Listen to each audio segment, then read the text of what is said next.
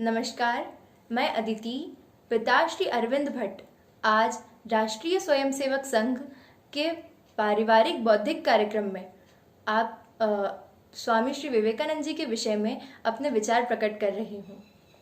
भारतीय मूल के ऐसे महानायक जिन्होंने वेदांत के हिंदू दर्शन और योग को यूरोप व अमेरिका से परिचित करवाया तथा आधुनिक भारत में हिंदू धर्म को पुनर्जीवित किया, वे युग पुरुष आज भी संपूर्ण विश्व में स्वामी विवेकानंद के नाम से विख्यात हैं।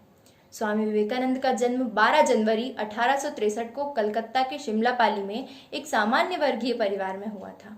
जीवन की विनम्र पृष्ठभूमि तो उन्हें उनके माता पिता से विरासत में मिली थी। बचपन में उनका नाम नरेंद्र नाथ था।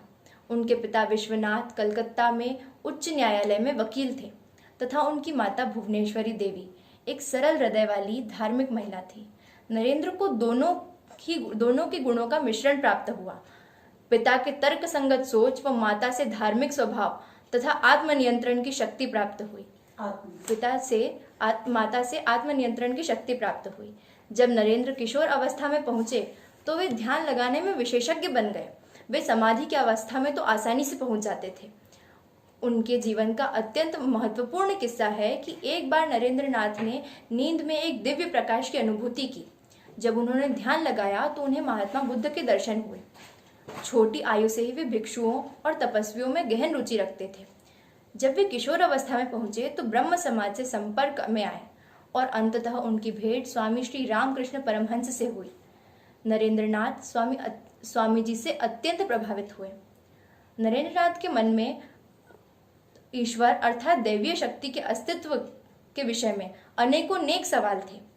श्री रामकृष्ण परमहंस ने जब उनके प्रश्नों के बारे में जाना तो उन्हें उनके प्रत्येक प्रश्न के उत्तर को जानने में सहायता दी और स्वामी रामकृष्ण जी के सानिध्य में उनके मार्गदर्शन से नरेंद्रनाथ को दिव्य शक्ति माँ काली के दर्शन प्राप्त हुए। उनके गुरु श्री रामकृष्ण परमहंस के देवलोक गमन के पश्चात उन्होंने 25 वर्ष की आयु में पूर्ण संन्यास धारण किया और तिरुवनंतपुरम तक पूर्ण भारत की यात्रा की।